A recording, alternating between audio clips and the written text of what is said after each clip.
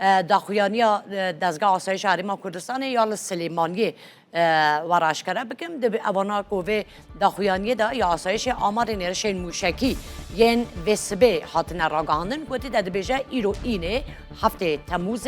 دمجمیر 6:20 دقیقه سبه به 7 موشکان ارش لسروان نافشان هاتیه گرن 4 موشک لگوند زرگوزله کتنه موشکک لگوند قصرده کتیه 2 موشک لنزیکی گره کوپانی لقرداخ کتنه خاری تیمین مجید بیش بو زانینا زیان جانی و مادی ین ارشان لسر لکولینن خو بردوام دکن ارشن حوله رژی دجا ترور کردستان دبیجه 7 پیمانان 8 درون لعاسمان حوله ری تک شکاندنه دجا ترور کردستان راگاندیه بر سبا ایرو اینه 17 تموز جدم جمیر 4:19 حتانی 5:25 دقیقان هزین 7 پیمانان 8 درون بمبکری لعاسمان حوله ری تک شکاندنه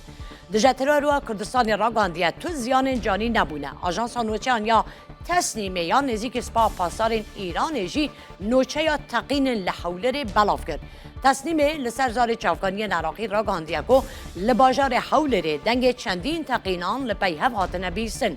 همان آژانسی دیار کردیه که سیستم موشکی یا پاتریوت امریکا با تکبرن وان موشکان کجالی ایران و هاتنه آویتن هاتیه چالا کرن حتی نها آلین فرمی ین هرما کردستانی درباره هورگلین وان تقینان و زیان نوان ده تو داخویانی یک ندانه شاهدان جی جروداب را گاندن که پاراستنا اسمانی یا امریکا لاسمان حولری هریکم 3 درون و موشک جناب برنه